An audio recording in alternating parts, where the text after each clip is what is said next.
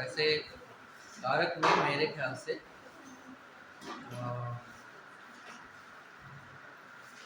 कारक में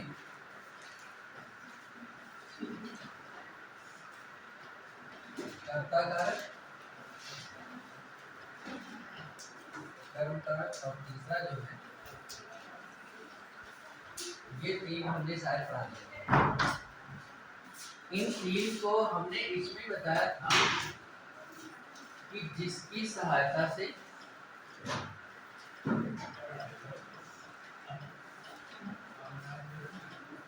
और दूसरा बताया था के साथ। इतनी शायद मैंने बात पिछले दिनों कर ली थी कि यहाँ तक इसको कैसे पहचानेंगे। किसी वाक्य में कोई लिखा होगा तो कर्ता को कैसे पहचानेंगे, और किसी वाक्य में कर्म होगा तो कर्म को कैसे पहचानेंगे, और कर्म होगा तो कर्म को कैसे पहचानेंगे। मेरे ख्याल से ये सारी बातें हमने पिछले दिनों ही आपको बता दी थी। ठीक है, जैसे कि एक क्वेश्चन आया था, उस एग्जाम का मैं नाम नहीं ले चाहता हूँ, वो आपका एग्जाम नहीं था, दूसरा एग्जाम था।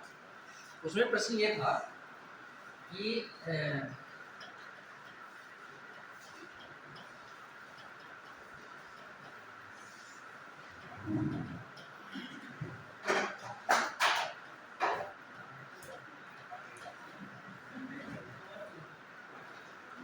इसमें ये चीज रेखांकित थी, उसमें कपड़ा रेखांकित था, और उसने पूछा था कि रेखांकित पद में कौन सा कारक है। तो आपकी दृष्टि में कौन सा कारक हो सकता है इसमें? कोई बताएगा? हाथ खड़ा कर, जो हाथ खड़ेंगे मैं उनसे पूछूंगा। जी बताइए, क्या चाहिए? कर्म होना चाहिए। ठीक है, और कोई? और किसने हाथ किया, खड़ा किया? और हाँ आप बताइए। संबंध, ये यहाँ पे है, इस वाले में पूछ रहा हूं मैं, कपड़ा शब्द में जो कपड़ा पद है इसमें पूछ रहा हूं कि इसमें कौन सा कारक है? कर्ता। और कुछ बताइए, और कोई अनुमान लगा सकता है? 8 ही कारक हैं और 8 से ज्यादा लोग बैठे हो, एक एक बता डालो, किसी का सही हो जाएगा।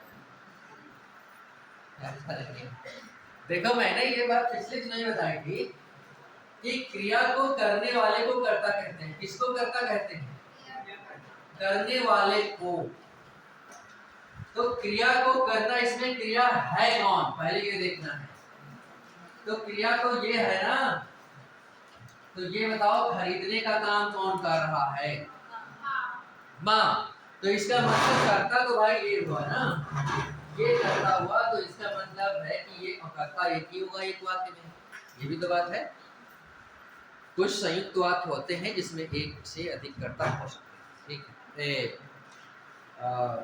वो वाक्य फिलहाल तो वो नहीं, ऐसे नहीं घुस जाते वाक्य जिसमें एक से ज्यादा कर्ता होंगे तो वो नहीं घुस जाएंगे। ठीक है, प्राय वही घुस जाते हैं कि जिसमें एक ही कर्ता, इस कर्ता वाली बात। तो इसमें पहली बात तो एक से ज्यादा कर्ता है नहीं, तो उसकी बात ही नहीं वहाँ पे।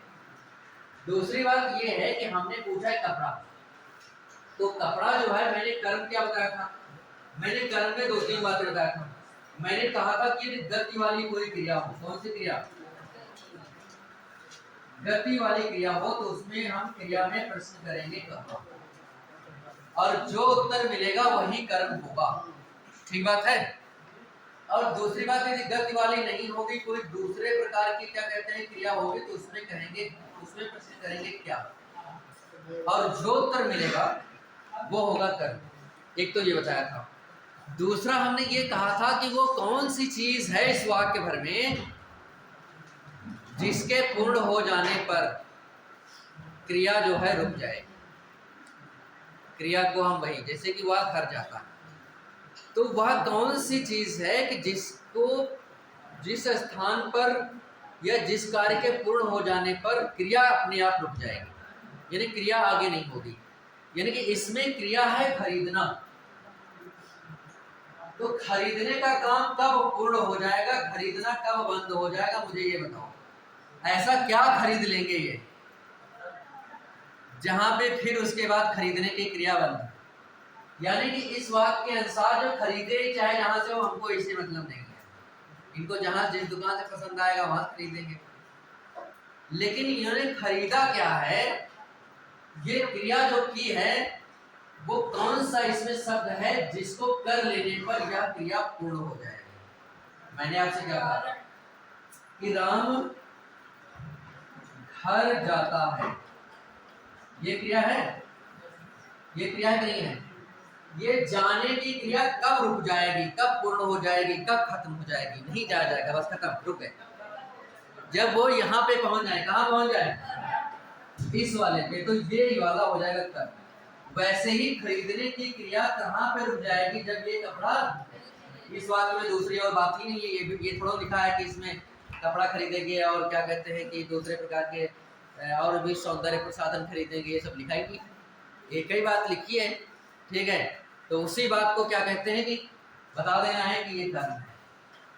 दूसरी बात ये है, हमने ये वाली गति वाली का मतलब है, गति वाली क्रिया का मतलब ऐसी क्रिया जिसको करने पर हमारा शरीर एक स्थान से दूसरे स्थान पे अवश्य जाए। जैसे जाना क्रिया है, घूमना क्रिया है, टहलना क्रिया है, चलना क्रिया है, दौड़ना क्रिया है। तो इन क्रियाओं को करने पर हमारा शरीर एक स्थान से दूसरे स्थान पे जाएगा कि नहीं जाएगा, जाएगा।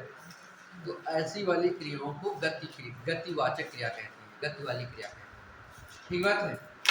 तो इन ऐसी वाली क्रियाएं आए, तो ऐसी वाली क्रियाओं के साथ में कौन सा कर्म आया है, तो ऐसी वाली क्रियाओं के कर्म को ज्ञात करने के लिए क्रिया में हम प्रश्न लगाते हैं, कहाँ, क्या लगाते हैं, तो कहाँ जाता है, तो घर।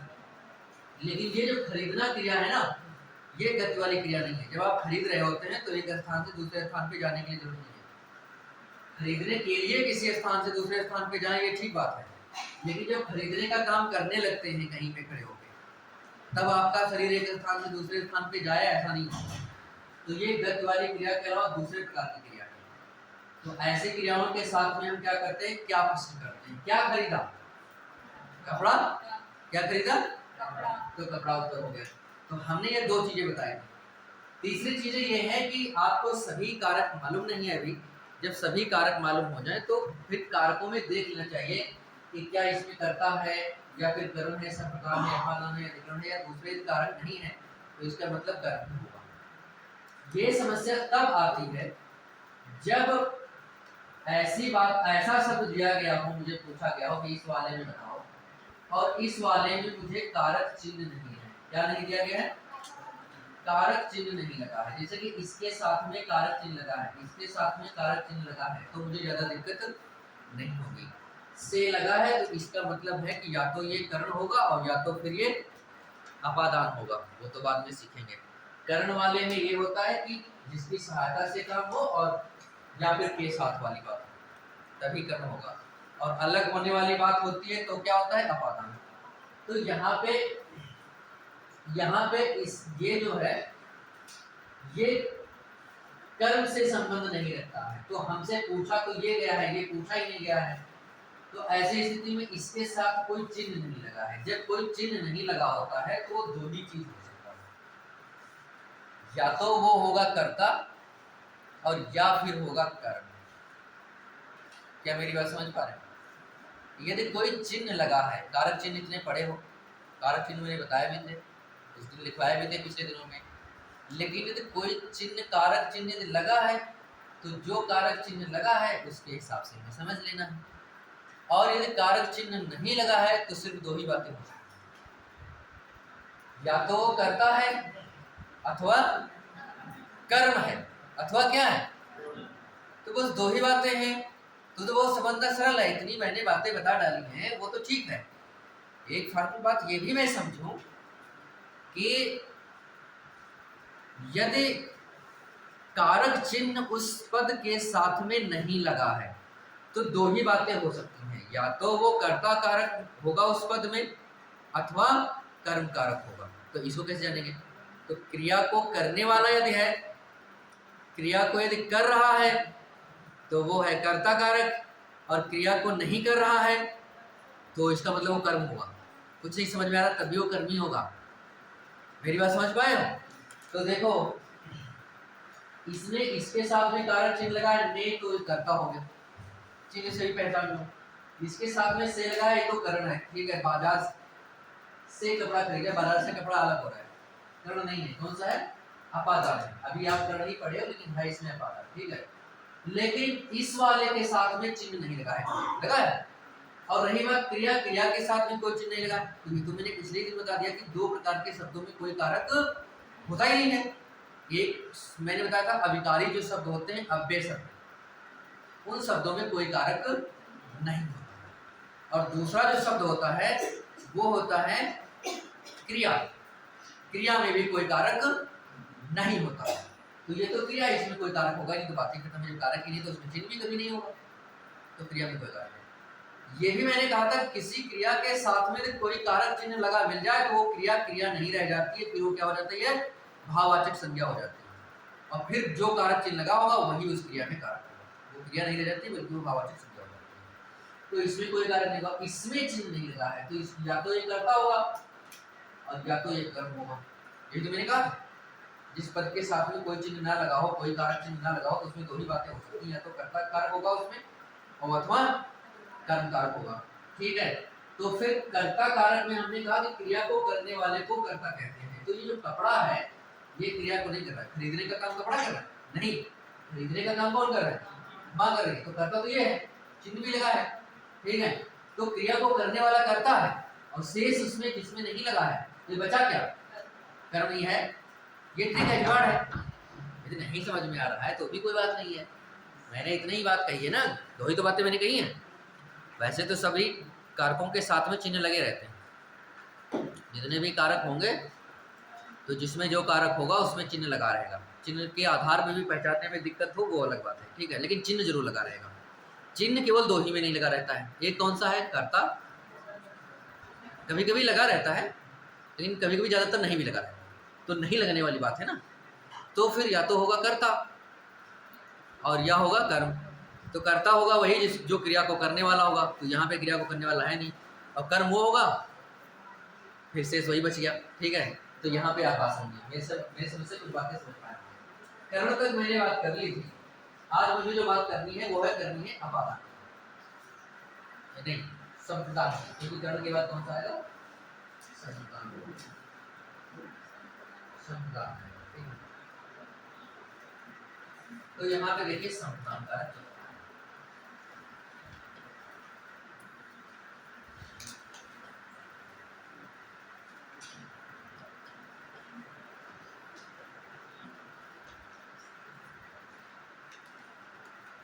देखो संप्रदान, इसमें दान तो एक शब्द है ही है, दान लगा है इसमें, तो इसमें क्या होता है कि दान वाली की बात होती है, दान वाली बात होती है, ठीक है। दान वाली बात होने का मतलब ये है कि जिसे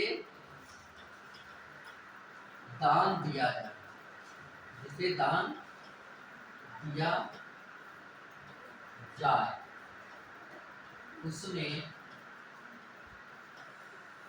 उसमें अपाद है, उसमें संप्रदान का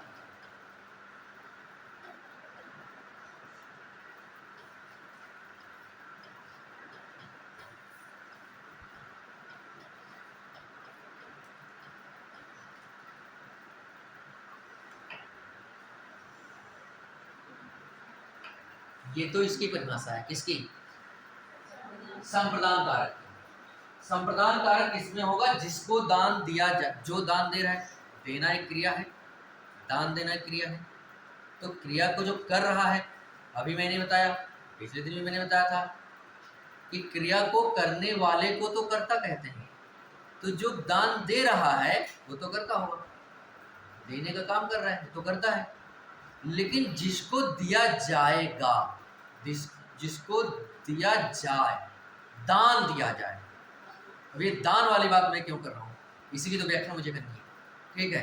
तो जिसे दान दिया जाए उसमें होगा संप्रदान कारक। जैसे मैं एक उदाहरण लेता हूँ, बहुत प्रसिद्ध उदाहरण है, ठीक है। जैसे मैंने लिखा राजा ब्राह्मण को गाय देता है,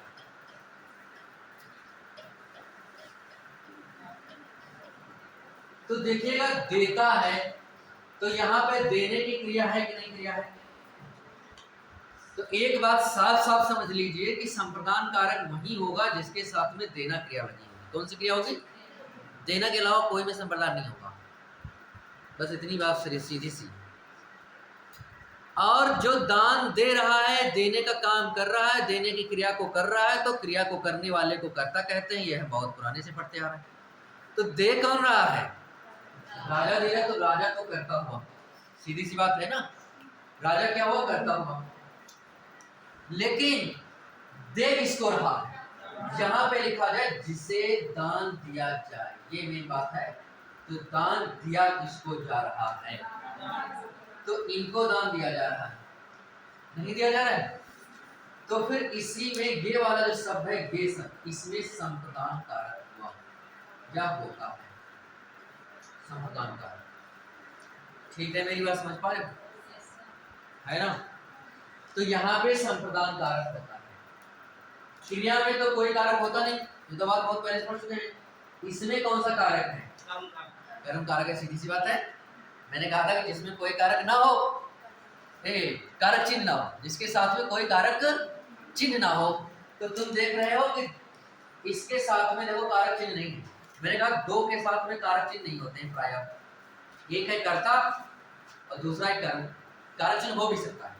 कर्ता का कारक चिन्ह होता है ने, और कर्म का कारक चिन्ह होता है को। तो ये दोनों चिन्ह हो भी सकते हैं अपने अपने जगह पे, लेकिन ज्यादातर अधिकांश प्रायः नहीं होते।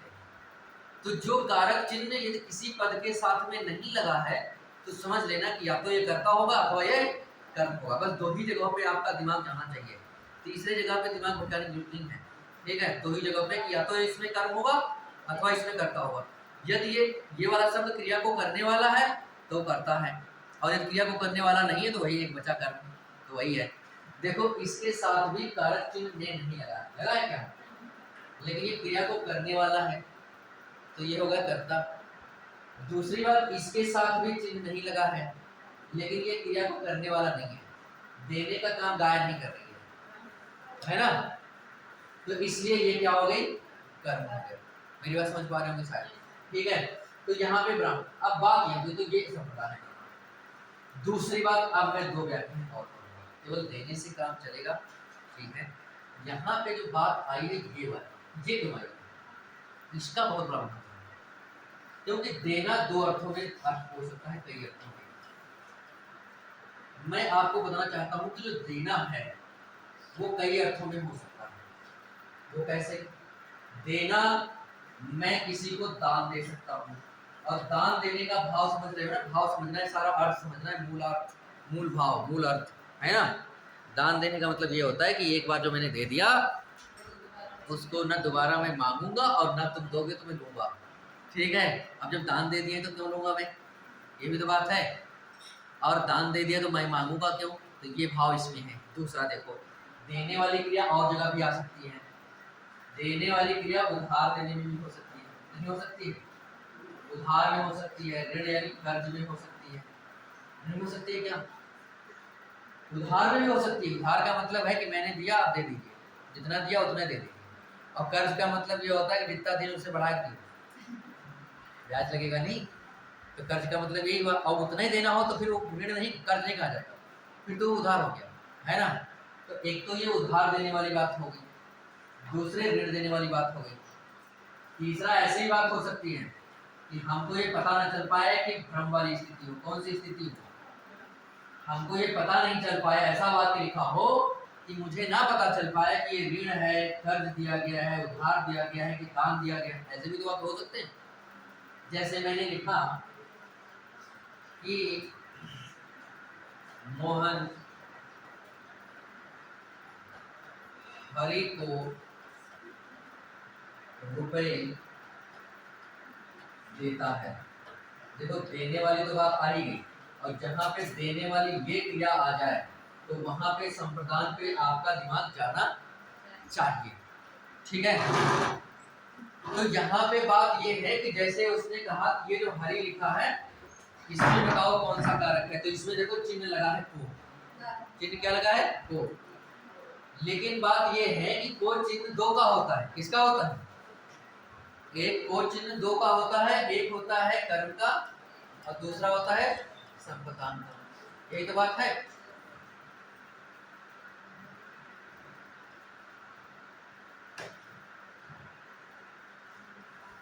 तो अब बात यह है कि फिर इसमें कर्म है कि संप्रदान है। चिन्ह आ गया है, तो चिन्ह आ गया है तो मेरे सामने समस्या है कि इसमें कर्म है कि संप्रदान है, क्योंकि को चिन्ह दोनों में होता है, नहीं होता है। तो ऐसी स्थिति में हम क्या करेंगे? तो यहाँ पे जो मैंने बताया दान वाली बात है तो संप्रदान होगा। यदि दान वाली बात नहीं है, हमें ये स्पष्ट नहीं हो रहा है, भ्रम वाली बात है, तो भी संप्रदान होगा। क्या होगा? यदि भ्रम वाली बात है तो भी संप्रदान होगा, दान वाली बात है तो भी संप्रदान होगा। ठीक है। लेकिन इन दोनों के अलावा यदि कोई चीज है कि जैसे कि हमें दे करके वापस लेना है, ऐसा पहले से निश्चित हो कि हम दे रहे हैं तो वापस मिलेगा, या फिर उधार वाली बात है या ऋण वाली बात है, तो नहीं होगा। तो क्या होगा यहाँ पे? तो होगा यहाँ पे संबंध कारक। कौन सा होगा? केवल संबंध कारक होगा, कर्म भी नहीं होगा,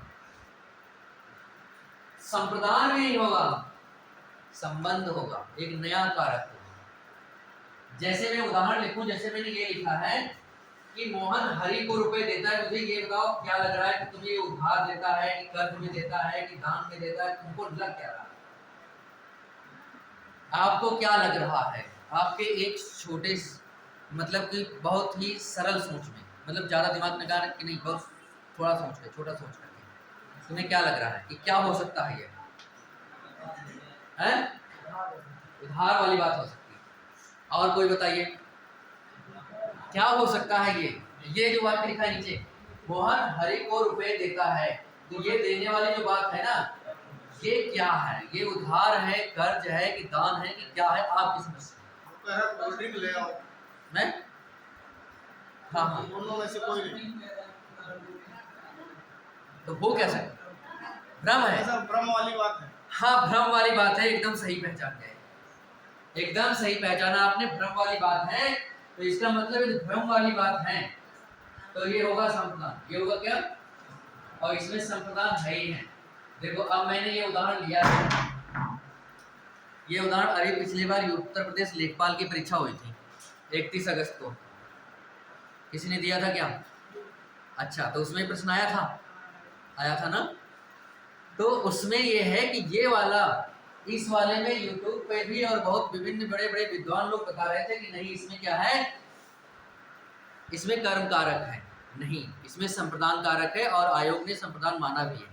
यही तो क्यों माना है? ये उदाहरण जो है मैंने जो आपको प्रमाणिक किताब रिकमेंड की है, शायद आ गई होगी, नहीं आएगी तो नहीं आई होगी तो आ जाएगी। एक किताब मैंने बताया था आपको कि डॉक्टर वासुदेव नंदन प्रसाद की आधुनिक हिंदी व्याकरण और रचना, ये जो किताब है, इस किताब में जब संप्रदान कारक उन्होंने पढ़ाया है तो यही उदाहरण दिया है। क्या दिया है?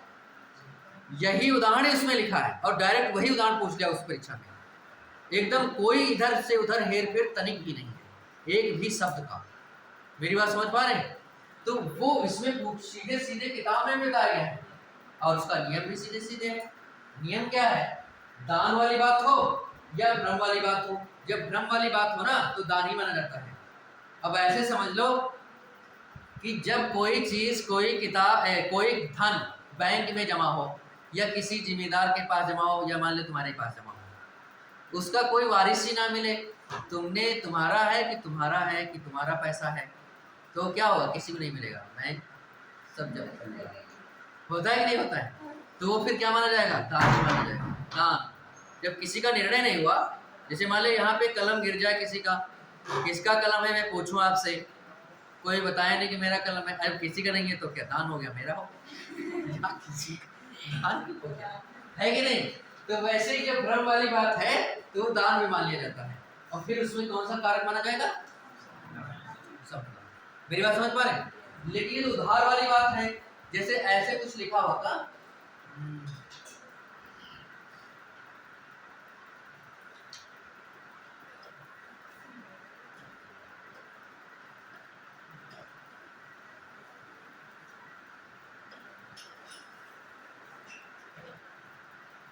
जैसे ये लिखा होता कि वह धोबी को कपड़े देता है, तो मुझे ये बताओ कि तुम्हें क्या लग रहा है ये दान वाली बात है या ये भ्रम वाली बात है? आपको ये लग क्या रहा है, क्या है इसमें से, दान वाली बात है कि भ्रम वाली बात है? इनमें से ऐसा कुछ नहीं है। क्या हो सकता है? क्या है ये? वह धोबी को कपड़े देता है। और इसमें हमें बताना किसमें है? इस वाले में बताना है, इस वाले में, क्योंकि जिसे दिया जाए उसी में तो संप्रदान होता है। तो दिया किसे जा रहा है? हाँ, तो ये बताओ मुझे धोबी में कौन सा कारक है? अब देने वाली बात हो रही है यहाँ पे, तो मुझे बताओ ये दान दिया जा रहा है कि या इसमें कोई उधार दिया जा रहा है कि कर्ज दिया जा रहा है कि ये भ्रम की स्थिति? उधार दिया जा रहा है, उधार नहीं दिया जा रहा है। ये इसमें तीसरी कंडीशन है। तीसरी कंडीशन का मतलब ये है कि मैंने एक बात बोली थी अभी कि ऐसा आपको लगे कि ये मुझे वापस मिलेगा, ऐसा अर्थ व्यक्त हो उससे। तो धोबी को मैं कपड़े दे रहा हूँ तो साफ साफ स्पष्ट बात है कि कपड़े धुल करके मुझे अपने आप वापस हो जाएंगे, मुझे मांगना नहीं है। मान लिया देर हो जाए, कल शाम में कैसे देगी, कल शाम में कल शाम को आया नहीं, सुबह मुझे जाना है तो मैं जा भी सकता हूँ कि नहीं तो है, वो वाली बात अलग है। लेकिन प्राय ये तो बात स्पष्ट है कि धोबी जो है कपड़े को साफ करके और वापस करेगा। जो वापस करने का भाव है यह सार्वभौमिक भाव है, मतलब कि धोबी को दिया जा रहा है, इसका मतलब कपड़े वापस होना ही होना है। चोरी कर ले अलग बात, बेईमानी कर ले अलग बात, ठीक है, गायब हो गया वो बात नहीं है। पहली बात ऐसा होता भी नहीं है, कपड़े वापस मिलते हैं, है ना। तो यहाँ पे क्या है, वापस मिलने का भाव है, तो इसका मतलब दान वाली बात नहीं है। जो भ्रम वाली बात होती है उस भ्रम का मूल जो अर्थ होता है वो दान पे ही जाता है, यही तो मैंने कहा था। तो भ्रम वाली बात जो होती है वो दान पे ही जाके टिकती है, लेकिन यहाँ पे दान पे टिकी नहीं रही है, यहाँ तो वापस लेने वाली बात है। और कभी ऐसा लिखा हुआ जैसे कि हरि मोहन हरि को उधार रुपए देता है, क्या लिखा है? उधार, तो साफ साफ बात होगी उधार तो संप्रदान नहीं होगा, तो कौन सा होगा? संबंध होगा। तो इस वाले में कौन सा कारक होगा? संबंध कारक होगा। मेरी बात समझ पाए होंगे शायद? बस संप्रदान में इतनी ही बात समझ लेना, दान वाली बात समझ लेना है। जो यहाँ पे हर किताब में आपको दान दान दान मिलता है ना, तो ये इसका भाव यही है कि कहीं पर देने की भाव हो, लेकिन देने की क्रिया हो, लेकिन वहाँ पे उस देने की क्रिया का भाव जो हो, अर्थ जो हो, वो दान के रूप में देने का हो, ना कि वापस मिलने का, कर्ज या उधार के रूप में। ऐसा कुछ नहीं, ऐसा यदि कुछ होता है तो उसमें फिर संबंध कारक होगा। कौन सा कारक होगा? संबंध कारक होगा, भले ही कोई चिन्ह लगा है, कोई मतलब नहीं है, संबंध कारक होगा, ठीक है। तो यहाँ पे ये बात समझ लेंगे। अब मैं आपको अपादान कारक बता रहा हूँ, ये लिख गया? देखना है किसी को? आपको मैं पहली बार देख रहा हूँ, पहली क्लास है, पहले दिन पूछ लिया मैंने आपको, है ठीक है, कोई बात नहीं।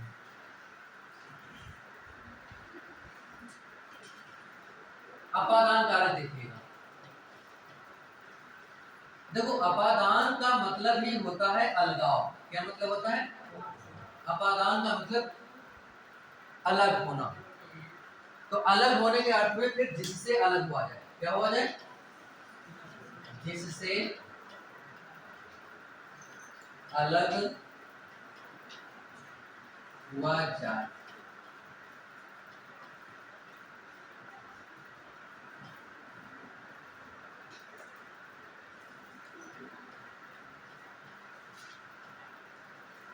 उसमें अपादान कारक होता है, सरल सीधी सी बात, उसमें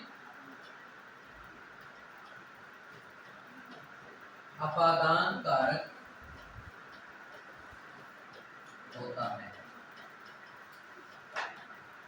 बस इतनी सी बात है, जिससे अलग हुआ जाए उसमें अपादान कारक होता है। तो अलग होने की बात यह है कि जो स्थिर वस्तु, जो अलग हो रहा है वो नहीं, जो अलग हो रहा है तो उसमें तो संभव है कि वो अलग होने की क्रिया कर रहा है ना, तो वो तो करता हो सकता है। लेकिन जो स्थिर वस्तु है और उस स्थिर टिकी हुई वस्तु से, उस वस्तु से, जिस स्थिर टिकी हुई वस्तु से कोई अलग हो रही है चीज, तो वो उस स्थिर वस्तु में अपादान होता है। यानी कि जिससे अलग हुआ जा रहा है उसमें अपादान होता है। जैसे मैंने लिखा कि वह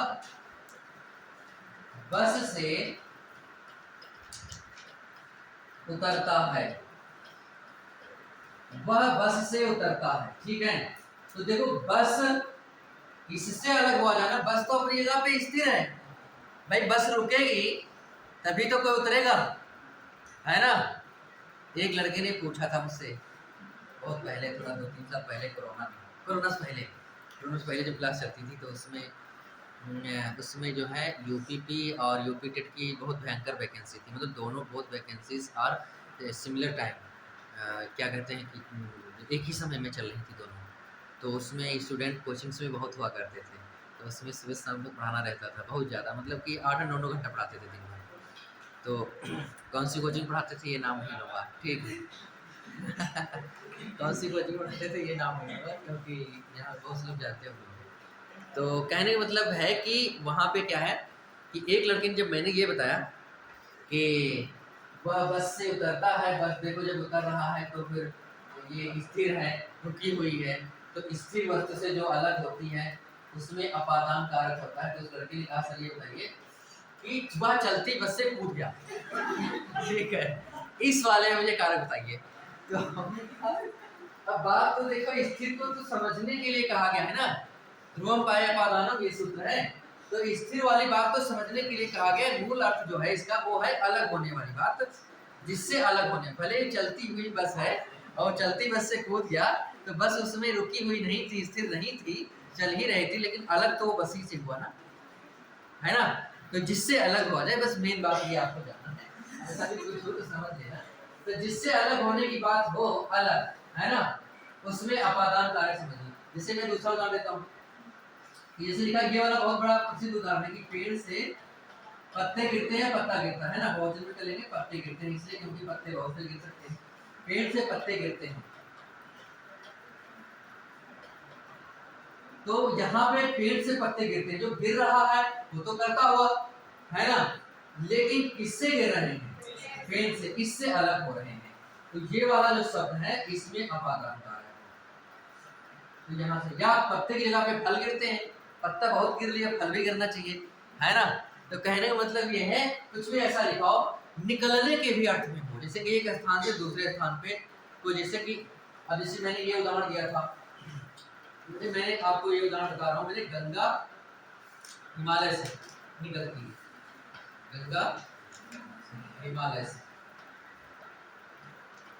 से निकलती है। तो गंगा हिमालय से निकलती है, तो जो हिमालय इससे है, इससे अलग होने का भावार्थ है, तो वहां पे जो है इसमें अपादान माना जाता है। लेकिन आपके दिमाग में ये भी आ सकता है, क्योंकि ये भी सब मुझसे पूछा जा चुका है, ठीक है, कि इसमें निकल कहाँ रही है गंगा, तो भाई यहाँ पे हिमालय सतोपंथ ग्लेशियर है, तो यहाँ पे मान लिया कि गंगोत्री है, सतोपंथ ग्लेशियर है, यहाँ से मान लिया गंगा निकल रही है, बिजनौर है, बिजनौर हरिद्वार से आते हुए बिजनौर में उत्तर प्रदेश में प्रवेश करती है ना गंगा, तो बिजनौर से मान लिया ऐसे ऐसे आ रही है, यहाँ पे बलिया जिले से बाहर निकल जाती है छपरा जिले में, फिर जाते जाते हाँ बंगाल खाड़ी में गिरती है ना, सुंदरवन डेल्टा बनाती है। तो यहाँ पे कहने का मतलब ये है कि वो लड़का ने कहा कि गंगा हिमालय से तो निकलती ठीक है, लेकिन यहाँ से यहाँ तक सब पानी से जुड़ा हुआ है, अलग कब हो गई। तो हमने कहा यार ये भी ठीक है। तो बात देखो ये है कि संस्कृत में एक सूत्र है, लक्ष्य सिद्धांत कौमुदी में लिखा है, वैसे तो अष्टाध्यायी का मूल सूत्र है, वो पानी ने लिखा है, उसमें एक सूत्र जो इसका मैं बता रहा हूँ, इसका सूत्र है ध्रुवम पायपादान। और इस वाले प्रकार के जो वाक्य होते हैं उनका जो सूत्र होता है, जैसे आपको लगता है कि ये तो लगा हुआ है एकदम, तो लेकिन फिर भी अलगाव की बात है कि वहां से निकल करके चला, दोनों बातें लग रही हैं। तो ऐसे वाले में एक सूत्र दूसरा है, वो सूत्र होता है भुवः, हालांकि संस्कृत नहीं पढ़ा रहा हूँ, भुवः प्रभुः। इसका मतलब ये होता है कि जहां से किसी की उत्पत्ति स्थल हो, उत्पत्ति स्थान हो, तो उस उत्पत्ति स्थान में भी क्या कहते हैं, अपादान कारक ही होता है। मेरी बात शायद समझ पाए हो, ठीक है। तो वस्तुतः असली बात ये है कि ये हिंदी में तो इसी से पढ़ाया जाता है, लेकिन संस्कृत में इसका सूत्र दूसरा है, इसका सूत्र है ध्रुवम पाए अपादान। क्या सूत्र है, ध्रुवम पाए अपादान, ये सूत्र। इस सूत्र से ये वाला नियम है, और ये वाले जो है नाम बताया मैंने इस सूत्र से है, और ये वाले सूत्र से ये वाला काम है। लेकिन हिंदी में ये सब सूत्र होता नहीं है, वस्तुतः हिंदी का जो जन्म हुआ है वो संस्कृत से ही हुआ है, तो बहुत से व्याकरण तो मैच करता है एकदम, है ना। मैंने इतनी सारी वर्णमाला पढ़ा है, उसमें बहुत सारा बिल्कुल एकदम मैच करता है। ये सब चीज़ें जो पढ़ा रहे हैं ये सब संस्कृत से ही हैं, लेकिन मैं कोई सूत्र नहीं बता रहा हूँ आपको, है ना, क्योंकि उसकी जरूरत नहीं है। तो है सब सारे संस्कृत के, लेकिन यहाँ आ गया तो मैंने एक बात बोल दी आपसे, ठीक है।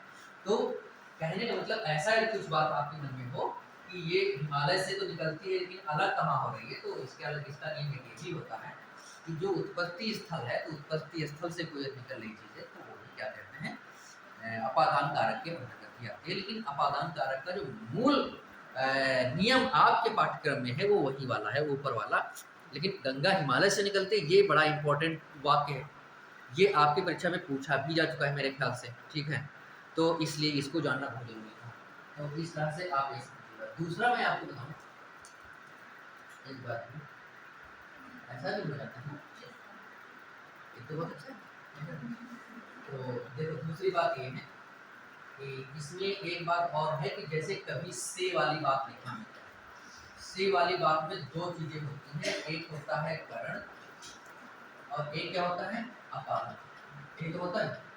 मैं आपको बताना चाहता हूँ कि करण में मैंने बताया था कि जिसकी सहायता से, है ना, जिसकी सहायता से, जब सहायता वाली बात हो, जैसे कि वह बस से लखनऊ जाता है तो बस की सहायता जाता है, वह कलम से लिखता है तो कलम की सहायता से लिख रहा है, वह आंखों से देखता है तो आंखों की सहायता से देख रहा है। तो जिसकी सहायता से क्रिया की जाती है तो उसमें करण होता है, उसमें भी से चिन्ह कारक चिन्ह होता है। लेकिन एक दूसरा होता है के साथ, ये हो तो भी करण कारक होगा। इसके अलावा कहीं भी तुम्हें से मिल जाए, क्या मिल जाए, से, नहीं समझ में आ रहा है, उसमें अलग होने वाली बात भी नहीं है, कुछ और है, दुनिया भर की दूसरी बात है, लेकिन से कारक चिन्ह लगा है तो अपादान ही लगाइएगा। एक दो उदाहरण बताता हूँ, ठीक है। जैसे मैं लिखा है, वह शिक्षक से या अध्यापक से या गुरु जी से, ठीक है, शिक्षक से पढ़ता है या हिंदी पढ़ता है, ठीक है। अब मुझे ये बताओ, आपका दिमाग यहाँ पे क्या कहेगा, से द्वारा वाली बात आ रही है, ठीक है, कि अध्यापक की सहायता से पढ़ा नहीं, कहीं पर भी ऐसा है जिसमें उपकरण की बात ना हो, किसी वस्तु उपकरण की बात ना हो, कोई दूसरी चीज हो, तो यहाँ पे ऐसे स्थान पे जहाँ पे किसी के पढ़ने सीखने सिखाने की बात हो, वहाँ पे अपादान कारक होता है, से लगा है। से आपको कंफ्यूजन हो सकता है, क्योंकि से जो होता है वो कर्ण में भी होता है और अपादान में भी होता है। कर्ण में सहायता वाली बात होती है और के साथ वाली बात होती है। इन दो के अलावा कोई भी बात हो तो आप समझ लेना कि वो अपादान ही है, चाहे वो अलग होने वाली बात है तब भी अपादान है, और अलग होने के अलावा भी कोई बात है तो भी अपादान है ना। तो यहाँ पे जैसे मैंने लिखा, एक वाक्य बहुत परीक्षा में पूछा जा रहा है कि जैसे एक बच्चा सांप से डरता है, कैसे डरता है, सांप से डरता है। अब फिर देखो आ गया से, ठीक है। तो यहाँ पे बात ये है कि इसमें कौन सा कारक होगा, तो इसमें फिर अपादान कारक होगा। से देखो आया है, तो से आने से करण भी होता है और से आने से अपादान भी होता है। तो करण में सहायता वाली बात होती है, और कौन सी बात होती है, के साथ वाली बात होती है, और इसके अलावा यदि कुछ भी है, पढ़ने की बात है या फिर डरने की या रक्षा करने की बात है। जैसे भगवान कहना दुष्टों से रक्षा करते हैं, रक्षा करने वाली बात था कि दुष्टों से, तो दुष्टों से में कौन सा कारक होगा, अपादान ही होगा। तो ये बातें आपको समझनी। इसके अलावा, इन दो बातों के अलावा फिर कहीं भी से लिखा मिल जाए कारक चिन्ह जिसके साथ में, उसमें अपादान कारक ही। कुछ बात समझ पाए होंगे, ठीक है। अब जो है दूसरी बात, अब है अपादान के बाद भी संबंध कारक। कौन सा कारक,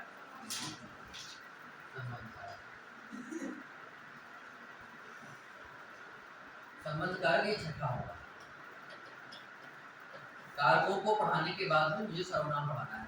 मैंने ऐसा लिख के भी भेजा था सामने, मुझे रात में ये बड़ा देर में याद आया था, तो हमने कहा चलो लिख के तुरंत भेज देते हैं, क्योंकि मोबाइल के पास में। तो संबंध कारक, तो संबंध कारक में आपको क्या देखना है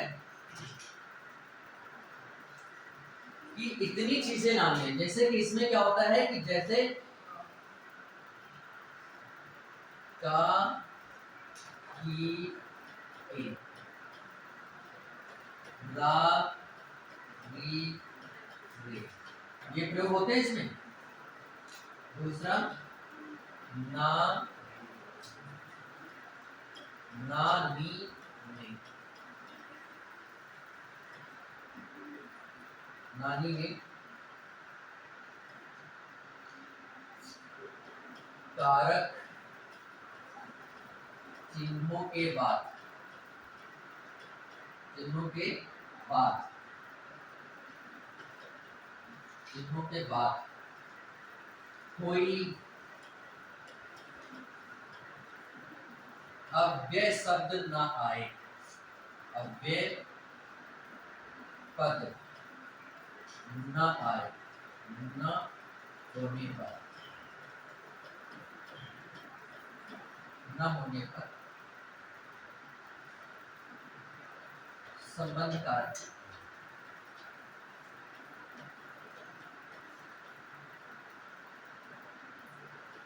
ये बात जो मैंने लिखी है, आपके मार्केट में जितनी भी किताबें हैं कहीं नहीं लिखी, तो फिर तो क्या मैं अपनी तरफ से फालतू बोलता नहीं। ये मेरे पढ़ाते पढ़ाते और विभिन्न उदाहरणों को समझते समझते मेरे अंदर उत्पन्न यह है अपना व्यक्तिगत ज्ञान है, जिसके आधार पे मैं ये बातें बोल रहा हूँ कि ऐसा मैंने जो परिभाषा लिखी है संभव है किसी भी किताब में मैंने नहीं देखा है। कम से कम 20 प्लस किताबें मैंने पढ़ी हैं। हिंदी व्याकरण की बात करो, साहित्य की मैं कोई बात नहीं करूँगा, ठीक है। हिंदी व्याकरण की मैंने पढ़ी है, किशोरीदास बाजपेयी की हिंदी शब्दानुशासन, मैंने उसको कामता प्रसाद गुरु हिंदी व्याकरण, ठीक है। या ये हरदेव बाहरी या पृथ्वीनाथ पांडे, ये तो बहुत सामान्य सी बातें हैं, ठीक। पृथ्वीनाथ पांडे के 3 वर्जन मैंने पढ़े हैं। 3 वर्जन का मतलब 3 प्रकार, 3 तरह के उन्होंने व्याकरण लिखे हैं। हरदेव बाहरी के 2 संस्करण में देखे हैं, संस्कृत में अलग अलग किताबें हैं। तो कहने का मतलब मैंने बहुत सारे देखे हैं, लेकिन किसी में ये बात नहीं लिखी है। तो फिर मैंने ऐसा क्यों लिखा? मेरे ये स्वयं के अनुभव से मैंने ऐसा पाया कि ये इसकी परिभाषा सर्वोत्तम बढ़िया हो सकती है। कैसे हो सकती है? जैसे कि एक बात आप जानते हो, किसी किताब में लिखा है और आप भी जानते हो कि यदि ये वाले चिन्ह लिखे मिल जाए तो आप समझ लेते हो कि ये संबंध कारक है। ऐसा ही तो होता है। जैसे मैंने लिखा कि यह राम का घर है, यह राम का घर है, यह राम का घर है। तो हमने पूछा कि इसमें बताओ कौन सा कारक है, तो आपने ये कहा देख लिया काकी की होता है, तो राम काकी के संबंध में होता है, तो ये संबंध कारक है। सही भी है, उत्तर भी सही है, ठीक है। लेकिन बात ये है, लेकिन बात ये इतनी है कि संबंध कारक तो है,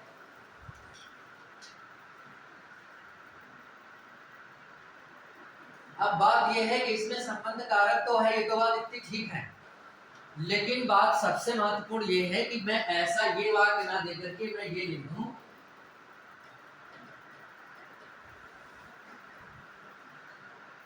दिख रहा है आप लोगों को? दिख रहा है छोटा छोटा जो दिख रहा है। सड़क के दोनों ओर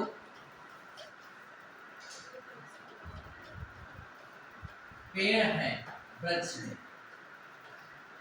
सड़क के दोनों ओर वृक्ष हैं। अब मुझे ये बताओ, सड़क के दोनों ओर वृक्ष हैं, मैंने ये बात लिखी है, ठीक है। अब यहाँ पे मैंने इसमें पूछा कि बताओ इसमें कौन सा कारक है, बताइए मुझे। इसमें आपने काकी के देखा, तुरंत बता दिया कि इसमें संबंध कारक है। इनमें मुझे बताओ इसमें कौन सा कारक है, जो आपके समझ में बताओ, उससे तो गलत है। नहीं के तो है, लेकिन कारक कौन सा? जैसे भाई देखो बात है, का की के रारी दे नानी ने, कोई भी हो सकता है, संबंध कारक का चिन्ह है। ये सब संबंध कारक के चिन्ह है, ये आते हैं तो संबंध कारक होता है। लेकिन मैंने उसके आगे सब कुछ लिखी है। तो इसमें तो मैंने कहा इस राम के बाद में का आ गया तो इसमें संबंध कारक है, लेकिन सड़क के बाद ये आ गया, लेकिन इसमें मेरे हिसाब से नहीं है। क्यों नहीं है इसमें संबंध कारक? तो हमने कहा ये जो चिन्ह है, इनके इन चिन्हों के बाद में, इन चिन्हों के बाद कोई अव्यय पद नहीं होना चाहिए। तो इस ये वाला चिन्ह है, तो इस चिन्ह के बाद जो आया है वो अव्यय चिन्ह, अव्यय नहीं होना चाहिए। अव्यय का मतलब अविकारी, ये नहीं होना चाहिए, और ये अविकारी है। जैसे मैंने दूसरा लिखा, जैसे कि मैंने बताया भी, जैसे मैंने लिखा था कि राम के साथ, आपको लग रहा है के साथ वाला तो हमने रख रखा है, ठीक है, के साथ सीता बन गई। एक बात ये है कि के यहाँ पे देखो लिखा है, अब इसके बाद ये क्या आ गया, ये अव्यय आ गया। ये क्या है, ये अव्यय, ये क्या है, ये अव्यय। सर अव्यय शब्द बता दें। अव्यय पे मैंने 1 घंटे खर्च किए थे। जब हमने क्या कहते हैं कि जब हम वर्णमाला से शब्दों पे आए थे, तो शब्दों में सबसे पहले मैंने यही बताया था कि शब्द 2 प्रकार के, सार्थक और निरर्थक, है ना। और फिर उसमें मैंने कहा था कि जो सार्थक शब्द हैं उसमें 2 प्रकार के शब्द हैं। कई प्रकार के शब्दों में मैंने कहा था विकार के आधार पे 2 प्रकार के शब्द हैं, एक है विकारी, दूसरा है अविकारी। तो जो अविकारी शब्द था, अविकारी, उसी अविकारी शब्द को ही अव्यय भी कहा जाता है, ये भी मैंने तभी बताया था। और मैंने कहा था कि ये होते क्या हैं, तो मैंने कहा था कि इनमें लिंग, वचन और कारक, लिंग, वचन और कारक के अनुसार कोई परिवर्तन नहीं होता है, बदलाव नहीं होगा। मैंने कहा था 3 बातें मैंने बताई हैं, 3 बातों में से तीनों नहीं तो कम से कम 2 बातें जरूर होनी चाहिए कि परिवर्तन ना हो। सबसे पहले मुझे 3 बातों में से देखना क्या चाहिए कि जो वचन लिखा है, वचन का मतलब एक वचन, बहुवचन, यही तो वचन होता है। तो जो भी शब्द आया है सामने, उसके बाद वाले शब्द का मैं बहुवचन बना के देखूं। क्या बना के देखूं, बहुवचन। यदि बहुवचन बन जा रहा है तो इसका मतलब वो अविकारी शब्द नहीं है, वो विकारी है, उसमें विकार यानी परिवर्तन हो जाए। और जिसका बहुवचन नहीं बनना है उसी में तो परिवर्तन नहीं होना है।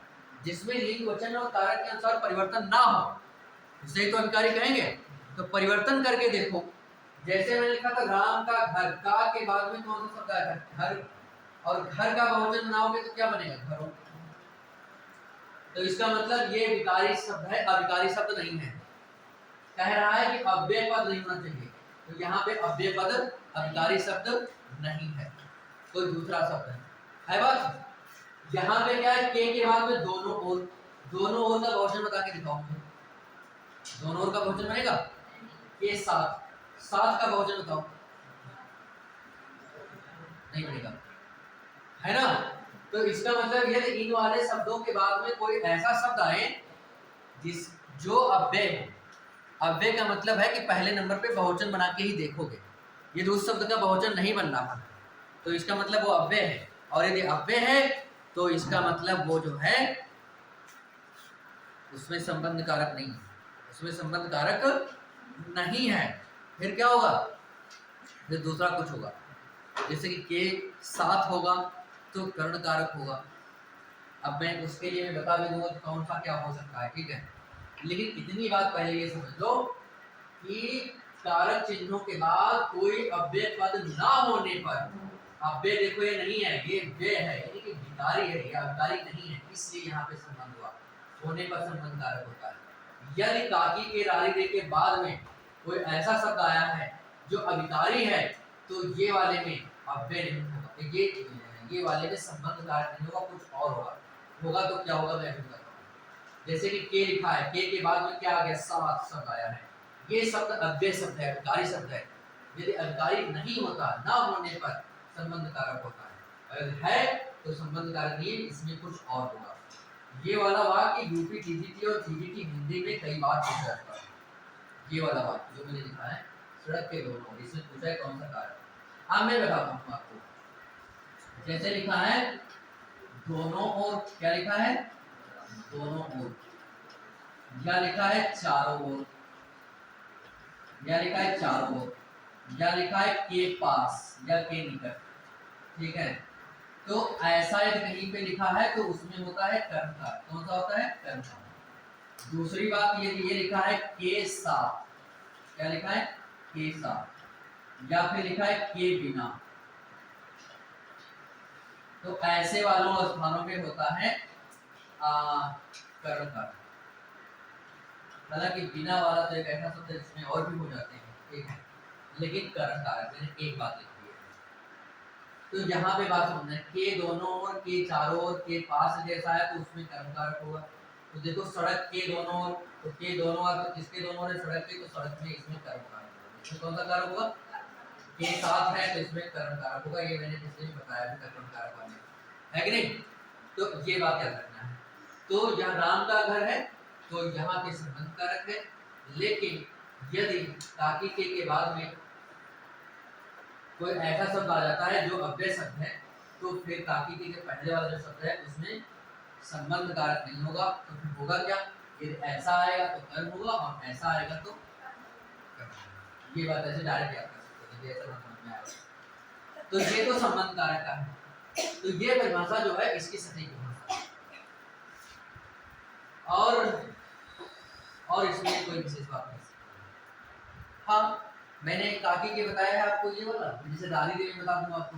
दारिद्र्य में जैसे कि मैंने लिखा, यह मेरी पुस्तक है, तो मैंने लिखा यह मेरी पुस्तक है। तो ये दारिद्र्य आया यहाँ पे, रे आया।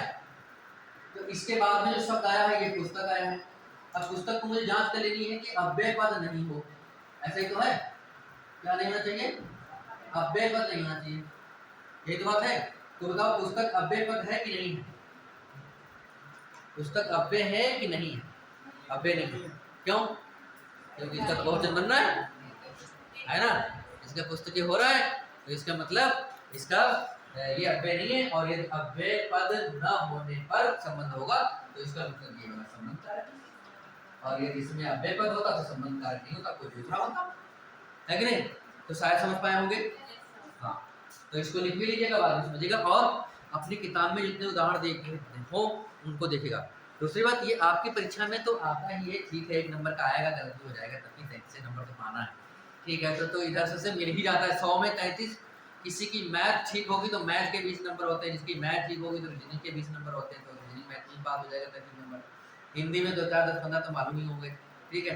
तो पास होना मेरे लिए बहुत बड़ी बात नहीं है, CSAT में पास होना मेरे लिए बहुत बड़ी बात नहीं है, लेकिन ये चीज़ें और भी आगे काम आ सकती है मेंस में, है ना, व्याकरण की बातें।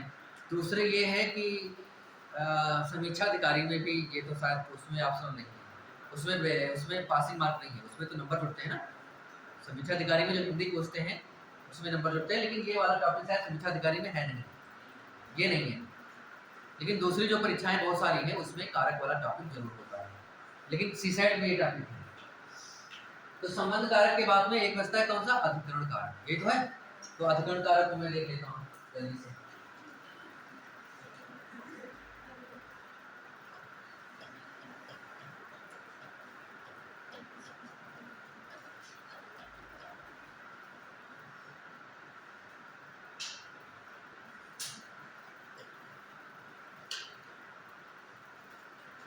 अधिकरण कारक में कुछ नहीं, इसमें सीधी सी बात यह है कि में और पर, बस में पर जिस पद के साथ लगे होते हैं उसमें अधिकरण कारक होता है। इसमें कौन सा कारक होता है? उसमें अधिकरण कारक।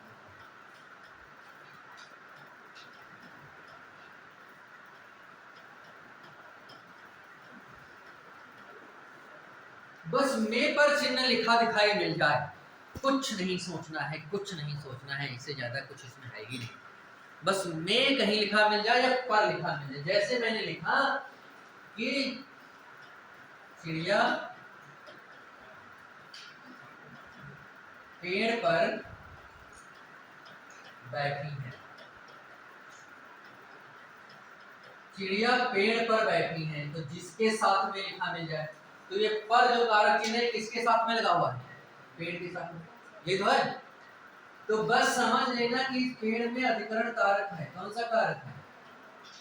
अधिकरण कारक है, बस कुछ नहीं, और दिमाग लगाना ही नहीं, कुछ समझना ही नहीं। यही बात लिखा होता है कि चिड़िया आकाश में उड़ती है, क्या लिखा होता?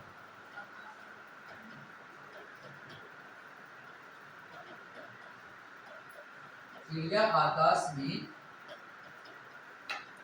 उड़ती है। तो समझ लेना कि चिड़िया आकाश में जो उड़ती है तो में किसके साथ में लगा है? आकाश के साथ में। तो इसका मतलब ये है कि इसमें है अधिकरण कारक। कौन सा कारक? अधिकरण कारक। बात समझ पाए होंगे सर? ठीक, बस कहीं पर में, जैसे कि बच्चे कक्षा में बैठे हैं, में बैठे हैं कक्षा में अधिकरण कारक होगा। ठीक है, कहीं भी में पर बस लिखा मिल जाए, बस समझ लेना जिसके साथ में पर लगा उसमें अधिकरण कारक ही होता है। बस उसमें, बस इसमें और कुछ नहीं। संबोधन एक बचता है, संबोधन में बताता हूँ, संबोधन के बारे में चर्चा करते हैं।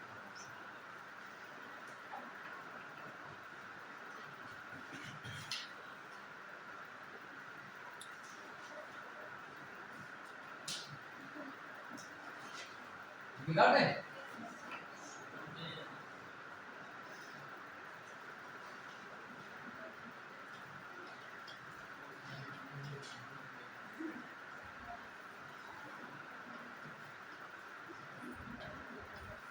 देखो, संबोधन कारक इसमें दो तीन बातें मुझे सीखनी है समझनी है। पहली बात तो ये है इसमें कि जिसे संबोधित किया जाता है उसमें संबोधन कारक। जिसे संबोधित किया जाता है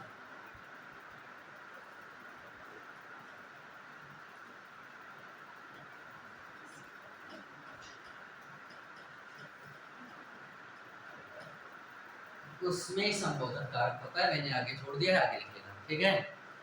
दूसरी बात इसमें क्या समझना है, दूसरी बात इसमें जो है,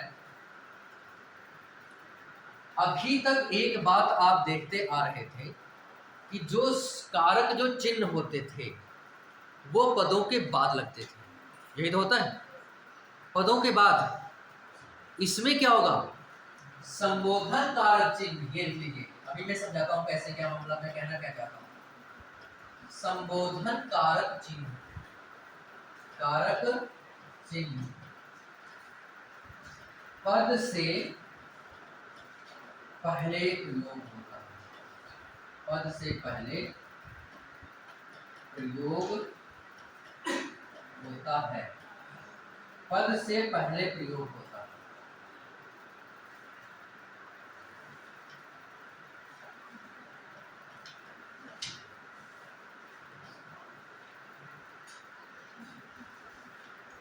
अभी मैं बताऊंगा ये क्या मतलब। दूसरी तीसरी बात देखो, तीसरी बात इसमें ये होती है कि संबोधन कारक का प्रयोग, संबोधन कारक का प्रयोग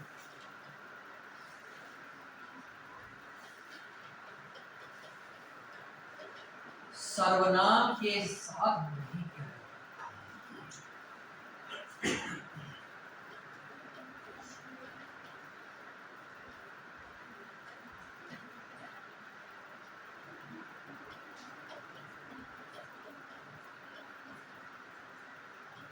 और चौथी बात इसमें ये है,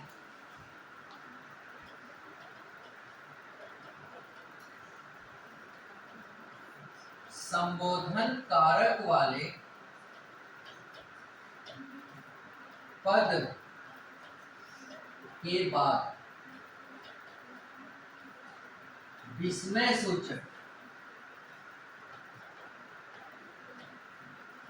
विस्मय सूचक चिन्ह,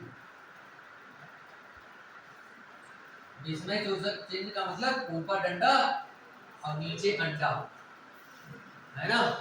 विस्मय सूचक चिन्ह का प्रयोग अनिवार्य होता है।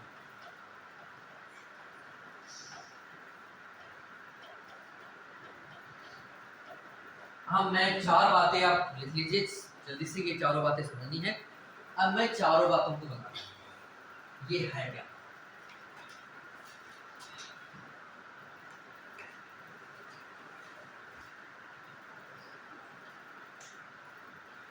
देखो, मैंने संबोधन कारक में चार बातें लिखी। जो पहली बात लिखी वो तो परिभाषा है इसकी, वो क्या है, वो तो इसकी परिभाषा है कि मतलब जिसको हम संबोधित करेंगे, जिसको बुलाएंगे, पुकारेंगे, वो उसमें संबोधन कारक होता है। ये तो एक सामान्य सी परिभाषा है।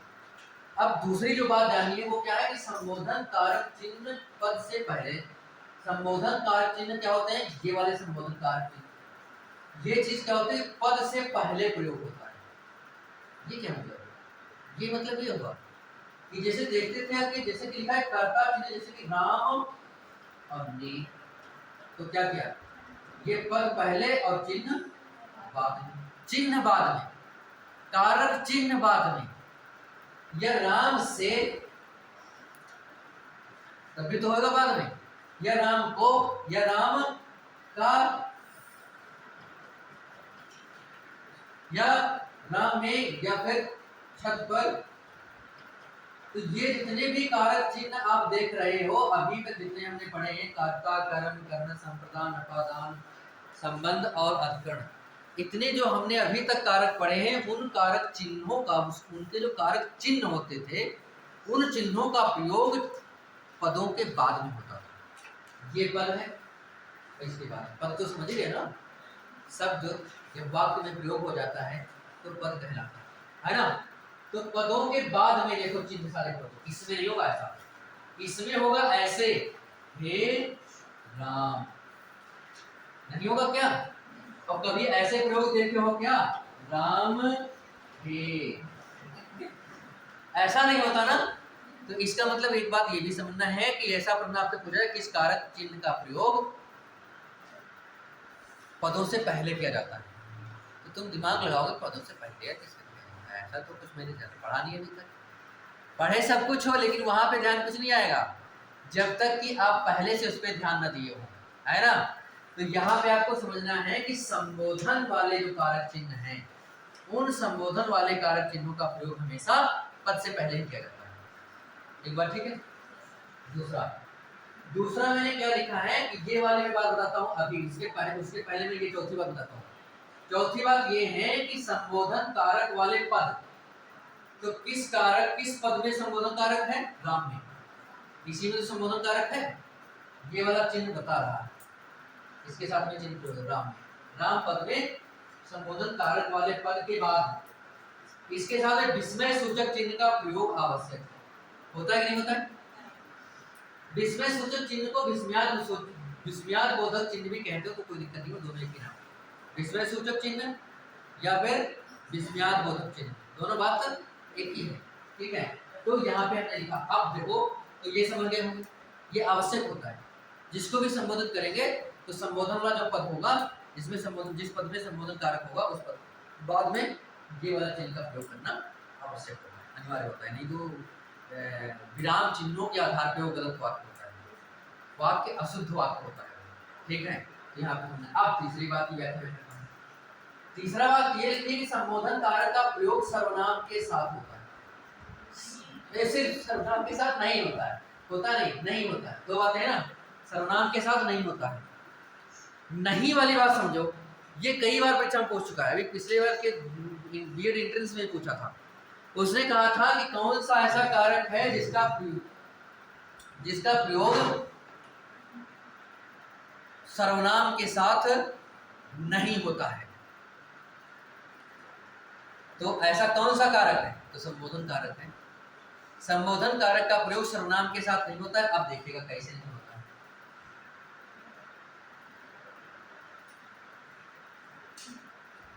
देखना सब कुछ लिखा है पर अब देखना, मैं कह रहा हूं कि सर्वनाम के साथ में संबोधन कारक का प्रयोग नहीं होगा। देखो यहां पे लिखा है राम ने, तो मैंने लिखा यहाँ पे ये है संज्ञा, ये क्या है? संज्ञा, और इधर मैं लिख रहा हूँ सर्वनाम, क्या लिख रहा हूं मैं? ये सर्वनाम। दूसरा मैंने लिखा मैंने, चिन्ह कारक कर्ता चिन्ह का प्रयोग करो मैं। दूसरा मैंने लिखा राम को, और तीसरा मैंने लिखा मुझको, क्या लिखा मैंने? मुझको। इसी तरीके से मैं लिखूंगा राम से, हो जाएगा मुझसे, राम के लिए मेरे लिए, नहीं बनेगा? राम से मुझसे, राम का मेरा, मेरी मेरे, राम में मुझ पर, मुझ में बनेगा में।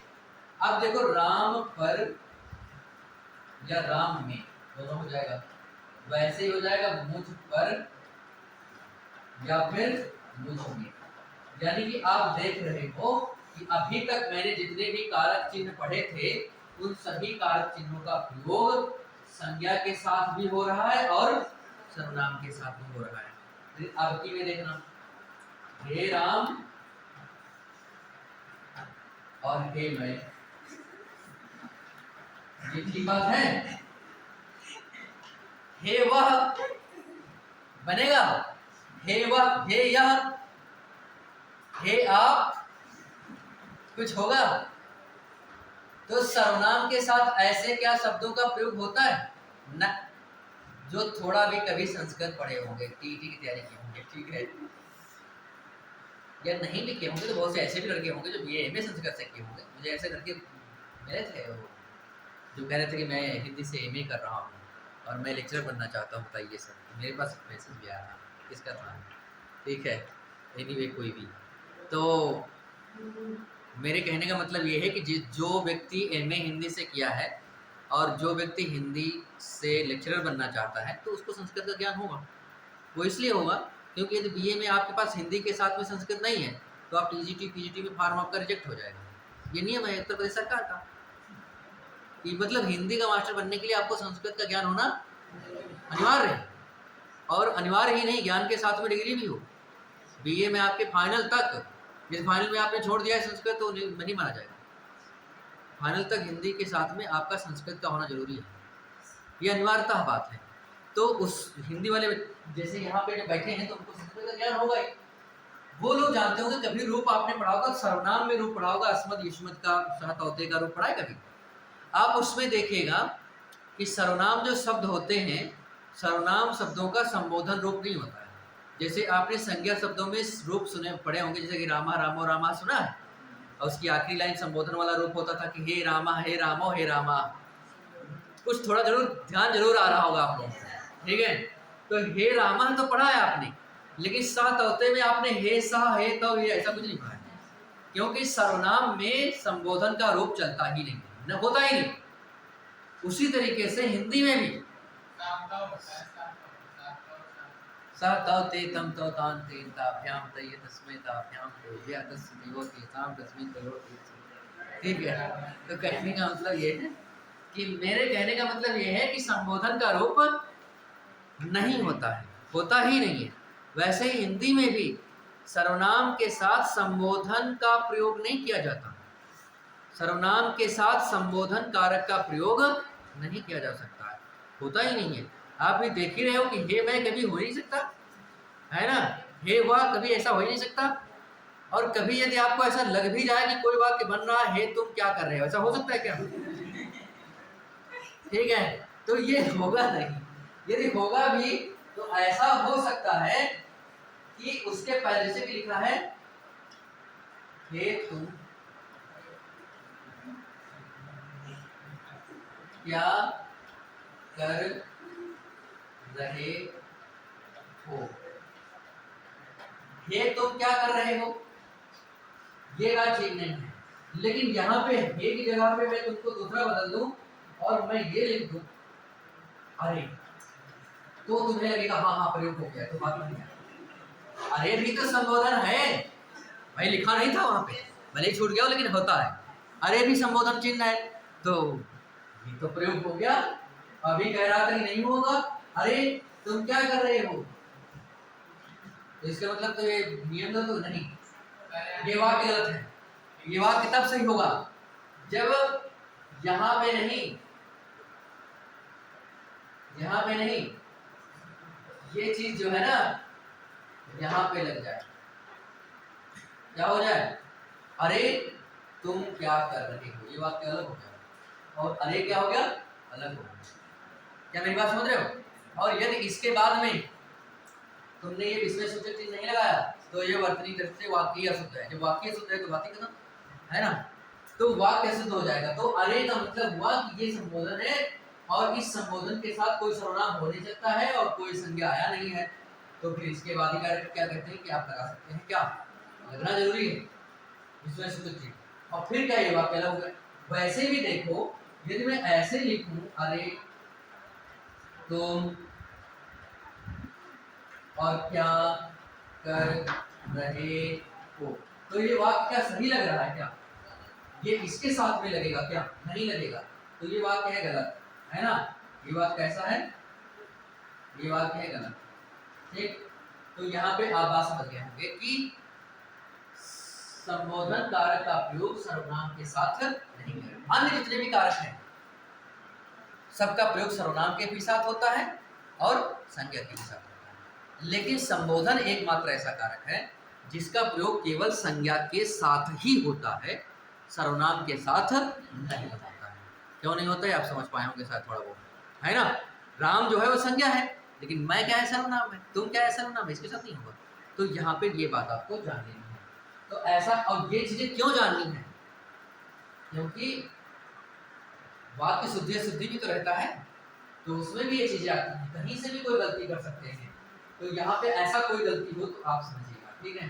तो यहाँ पे मेरे ख्याल से संबोधन की मुझे इतनी बातें संबोधन में बतानी थी, और मैंने आपको संबोधन में इतनी बातें बताई हैं। शायद आपको समझ में कुछ जरूर आया होगा, ठीक है? तो इतनी बातें इसमें, और कुछ नहीं, और ज़्यादा कुछ इसमें होता नहीं। हाँ, एक बात मैं आखिर में कह दूँ कि अभी तक तो हम संज्ञा ही पढ़ा रहे थे ना, अभी तक मैं संज्ञा ही पढ़ा रहा था। तो संज्ञा में कितनी बातें मैंने पढ़ाई है, कारक संज्ञा के अंतर्गत ही पढ़ाया जाता है।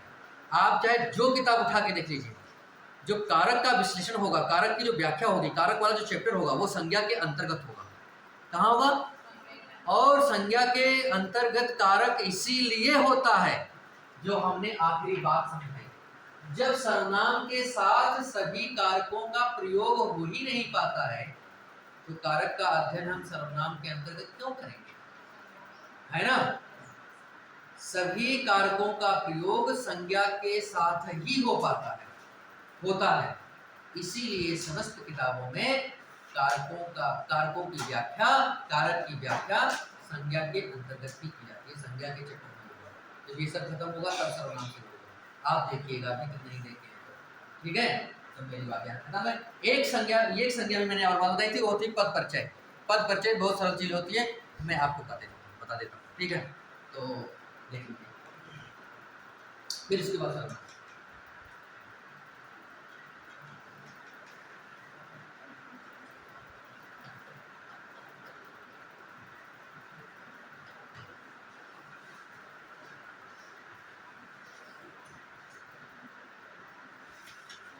देखो ये होता है पदों का, पद कहाँ पे होंगे? जब शब्द वाक्य में प्रयोग हो जाएगा, इसलिए मैंने वाक्य छोड़ दिया था। वाक्य में प्रयुक्त पदों, ऐसा मैंने लिखा, सीधे पद लिख दिया, ठीक है? पदों के व्याकरणिक, पदों के व्याकरणिक विश्लेषण को पद परिचय या पद निर्देश, कई नाम होते हैं, पद निर्णय, पद परिचय, पद निर्देश, पद विन्यास, कई नाम होते हैं इसके।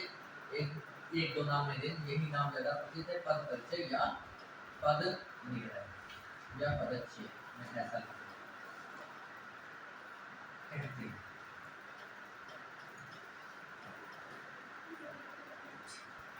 इतनी बात हो गई। आज वो कॉलर माइक नहीं होगी, आई नहीं थी क्या? मुझे अब ध्यान आया, कॉलर माइक मतलब लगा के बोलने वाला, ठीक है? तो कोई बात नहीं। अब देखो, जैसे इसमें क्या होता है, तो पद परिचय में क्या क्या बताया जाता है? पद परिचय में क्या क्या बताते हैं? पद परिचय में पद का लिंग, वचन, कारक, शब्द भेद,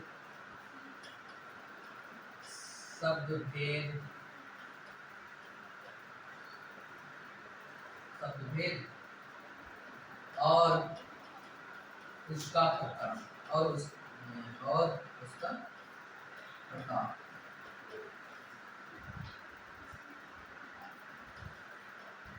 बताया जाता है और उसका प्रकार बताया जाता है। मतलब क्या हुआ कि जैसे लिखा है कि राम प्रतिदिन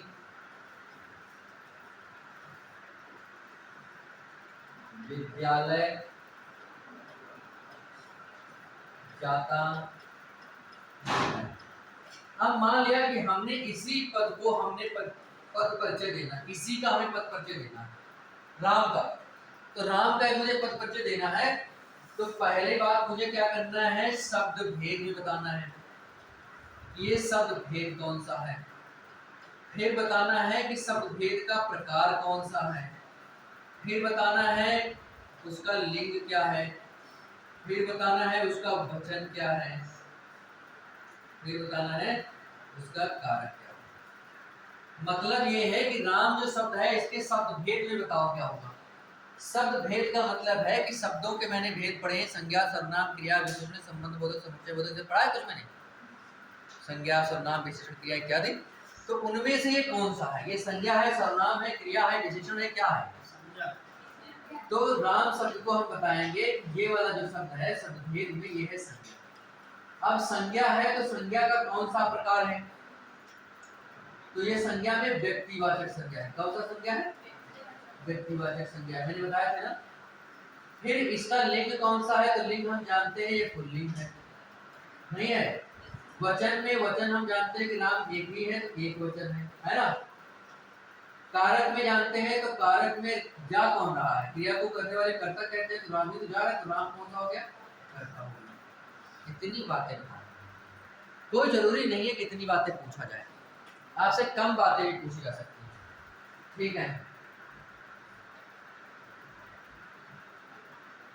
देखिए आपसे अब मैं एक प्रश्न देता हूं आपको, 5 बातें इसमें बतानी होती हैं पद परिचय में। पदों के व्याकरणिक विश्लेषण को पद परिचय कहते हैं, पद परिचय या पदच्छेद कहते हैं। पद परिचय में पद का लिंग वचन कारक शब्द भेद और उसका प्रकार बताया जाता है। जैसे कि मैंने एक उदाहरण दिया, राम प्रतिदिन विद्यालय जाता है, मैंने राम का पूछा तो राम में 5 बातें बताई, ठीक है। विद्यालय से पूछा जाता तो विद्यालय में 5 बातें बताते। शब्द कौन सा, ये भी संज्ञा है। प्रकार कौन सा होता, तो ये जातिवाचक होता, ये कौन सा प्रकार होता, जातिवाचक। लिंग कौन सा होता, तो ये पुल्लिंग है, विद्यालय पुल्लिंग है। ये वचन में, हाँ तो ये वचन ये भी है वचन में। कारक में कौन सा, तो ये कर्ता, ये कौन सा होता, विद्यालय कर्ता। तो शायद मेरी बात समझ पाए हैं। अब एक उदाहरण देता हूं मैं, उसमें जैसे लिखा है, मेरे लड़के ने मेरी आज्ञा का पालन नहीं किया।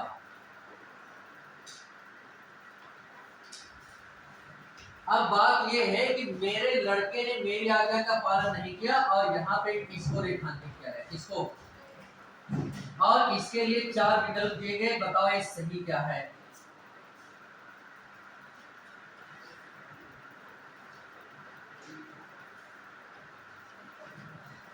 व्यक्तिवाचक, दूसरी बात है एक वचन, दूसरा विकल्प है व्यक्तिवाचक बहुवचन, चौथा विकल्प है, तीसरा विकल्प है जातिवाचक एक वचन, और चौथा विकल्प है जातिवाचक बहुवचन। बताओ सही कौन है इसमें, 1 2 3 कौन सा विकल्प सही है, थर्ड, चौथा, तीसरा है, तीसरा, चौथा सही है। तो हमने कहा था, देखिए हमने कहा था कि ये वाले शब्द को बताना है परिचय के रूप, ऐसा प्रश्न है, ये पीछे में आपका है, ठीक है, आपके लिए, लेकिन ऐसा पूछा जाएगा पूछा जाएगा तो 5 बातें बतानी होती है, लेकिन कोई जरूरी नहीं कि 5 की 5 बातें एकदम पूछ ली जाए। 2 से 3 बातें पूछ जाती हैं।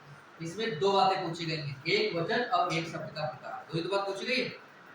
तो पहली बात तो लड़का जो है वो है जातवाचक। क्या है? क्यों मैंने कहा था जिस शब्द का प्रयोग केवल एक ही व्यक्ति के लिए किया जा सके, जिसके लिए किया जा रहा है केवल उसी के लिए, तो वो तो होगा व्यक्तिवाचक। लेकिन जिस शब्द का प्रयोग, जिस नाम का प्रयोग उस तरह के सभी व्यक्तियों के लिए किया जा सके, वो होगा जातिवाचक। जैसे मैंने इनको लड़का कहा, तो इनकी तरह जितने भी होंगे सबको मैं लड़का कह सकता हूँ। लेकिन क्या नाम है आपका? अमन इनका नाम है, तो अमन सबको थोड़ा कह सकता हूँ, है ना? तो अमन व्यक्तिवाचक है। अच्छा, रामानंद है ना? रामानंद कबीर के गुरु का नाम है। कबीर के गुरु है आप? तो रामानंद कहने का मतलब ये है कि हाँ नाम है रामानंद। तो कहने का मतलब इनका नाम रामानंद है, तो रामानंद इनका नाम है, तो इन्हीं को कह सकते हैं। या हो सकता है कि किसी दूसरे का नाम हो, तो जिसका नाम हो केवल कहेंगे उसी को, सबको नहीं कहेंगे। लेकिन इनको जो है लड़का है तो कहेंगे, तो लड़का सबको। वैसे ही लड़का जो है किसी को भी कह सकते हैं, तो इसका मतलब ये जातिवाचक है। तो जातिवाचक है तो इसका मतलब या तो 3 होगा या 4 होगा। एक बात। दूसरा ये एक है कि 2 है, तो इसलिए लिखा मेरे लड़के ने मेरी आज्ञा का पालन किया, मेरे लड़के ने, तो इसका मतलब एक ही बात हो रही है। ये कई होते तो लिखा जाता है कि मेरे लड़कों ने, क्या लिखा जाता? लेकिन बहुवचन में प्रयोग ऐसे भी होता है, लड़के, पुस्तकें भी होता है और पुस्तकों भी होता है, नहीं होता है बहुवचन में। वैसे ही लड़के भी बहुवचन होता है और लड़कों भी बहुवचन होता है। लेकिन पद परिचय का मतलब यही होता है कि उस वाक्य में जो प्रयोग हुआ है वो किस रूप में हुआ है, होता चाहे जो हो, लेकिन उस वाक्य में किस रूप में प्रयोग हुआ है पहचानना ये है, यही तो पद परिचय है। तो यहाँ पे एक वचन के रूप में हुआ, एक ही लड़के की बात होगी कि मेरे लड़के ने मेरी आज्ञा का पालन किया। यदि कई लड़की की बात होती तो मेरे लड़कों ने मेरी आज्ञा का पालन किया, तब बहुवचन होता। तो इसका मतलब इसका उत्तर क्या है? थर्ड सही है, तीसरा। मेरी बात समझ पाए? संज्ञा खत्म, सर्वनाम की बात होगी, ठीक है? तो सर्वनाम देखते हैं।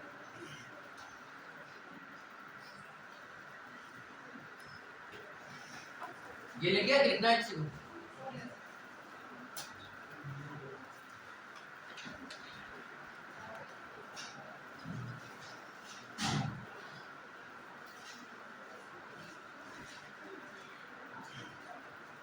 देखो सर्वनाम, सर्वनाम कहते किसे हैं? तो वैसे तो सिंपल सिंपल बातें सभी जानते हो, सर्वनाम किसे कहते हैं। तो कोई लोग बताएंगे सर्वनाम किसे कहते हैं? बता डालो जल्दी से, फिर हम बताते हैं। बताइए। संज्ञा के स्थान पर प्रयोग होने वाले शब्दों को सर्वनाम कहते हैं, यही तो बात है। दूसरी बात यह है कि ऐसे शब्द जो जिनका प्रयोग सबके लिए किया जा सके, वे शब्द जो संज्ञा के स्थान पर प्रयोग किए जाते हैं सर्वनाम कहलाते हैं। इसी को दूसरे शब्दों में कह सकते हैं, दूसरी परिभाषा, वे शब्द या वे नाम जो सबके लिए प्रयोग किए जा सकते हैं। ये भी तो हो सकता है। वे शब्द जो सबके लिए प्रयोग किए जा सके वे सर्वनाम, या वे शब्द जो सबके नाम हो सके वे सर्वनाम। तो सर्व का मतलब सबका और नाम माने नाम, यानी कि ऐसे शब्द जो सबके नाम हो सके। तो दोनों परिभाषाएं हो सकती हैं, दोनों बातें मैं लिखता हूँ। पहले लिखता हूँ कि वे शब्द जो संज्ञा के स्थान पर प्रयोग किया जाता है, संज्ञा के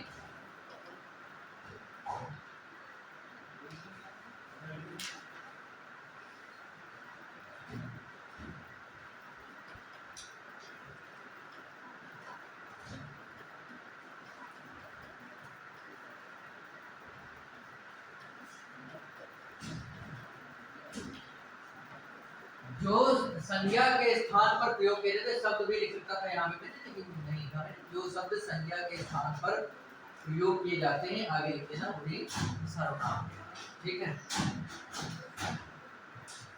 या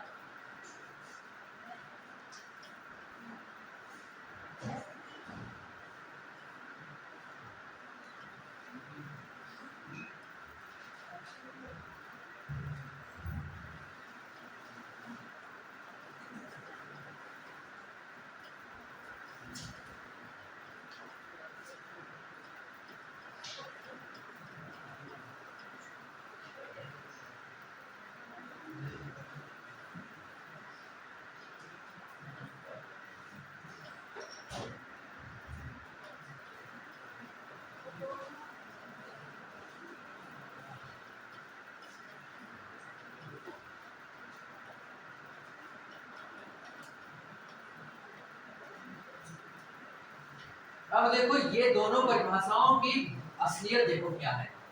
असलियत सिर्फ ये है कि जैसे मैंने लिखा कि राम एक अच्छा लड़का है,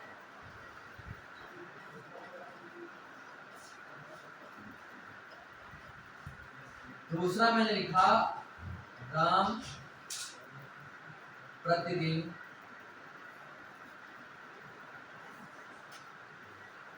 समय पर उठता है।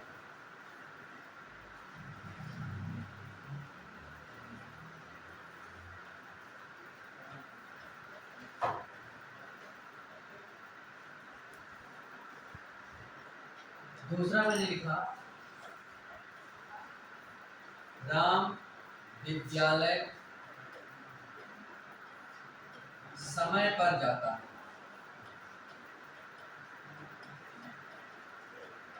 तीसरा मैंने कर दिया कि राम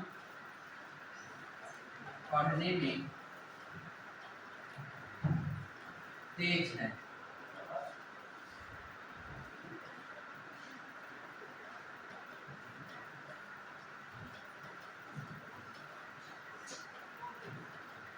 अब मेरी बात ये देखो, जो लिखा है कि जो संज्ञा के स्थान पर प्रयोग किए जाते हैं, तो देखो एक बार तो संज्ञा का प्रयोग करना ही पड़ेगा। ठीक, अब ये जो संज्ञा लिखा है राम, ये फिर दोबारा आया, फिर ये तिबारा आया, और फिर ये चौबारा भी आ गया, आया। तो यहाँ पे इस संज्ञा के स्थान पर मैं किसी ऐसे शब्द का प्रयोग कर सकता हूँ जो इसके अर्थ को बिल्कुल बढ़िया रखेगा, सही अर्थ रखेगा। क्या रखेगा? एकदम सही अर्थ रखेगा। ऐसा ही तो है। तो मैं ऐसा कौन सा शब्द प्रयोग करूं? तो ऐसे शब्द हैं कुछ सर्वनाम। तो यहाँ पे मैं प्रयोग कर सकता हूँ राम की जगह पे वह। क्या प्रयोग कर सकता हूँ? यहाँ पर भी प्रयोग कर सकता हूँ वह, और यहाँ पर भी प्रयोग कर सकता हूँ वह। ठीक है। तो ये देखो जो वह शब्द है, ये किसके स्थान पे प्रयोग हुआ है? संज्ञा के स्थान पे। राम क्या है? संज्ञा ही है। संज्ञा के तो स्थान पे प्रयोग हुआ है, तो इसलिए कहते हैं कि जो शब्द संज्ञा के स्थान पे प्रयोग होते हैं उन्हें सर्वनाम कहते हैं। दूसरी बात यह है कि जो सबके लिए प्रयोग हो जाए, यानी कि जो नाम सभी नामों के लिए प्रयोग हो जाते हैं उन्हें भी सर्वनाम कहते हैं। अब देखो यहाँ राम की जगह पे श्याम लिखा होता, सीता, गीता, मोहन कुछ भी लिखा होता, तो भी तो वह का प्रयोग कर लेते हैं। यानी कोई भी नाम आता, उन सभी नामों के लिए मैं ऐसे नाम का प्रयोग कर सकता था, तभी तो ये सबके लिए प्रयोग होने वाला नाम है। तो जो स्थान संज्ञा के स्थान में प्रयोग हो वो सर्वनाम है, और ऐसा शब्द जो सभी के स्थान पर प्रयोग हो सके वो सर्वनाम। तो दोनों बातें हमने लिखी, साथ दोनों बातें समझ पाए। अब आखिर में मुझे बात ये भी लिखनी है, ठीक है? दिखाई दे रहा है कुछ नहीं दे रहा है तो देख तो चुके ही।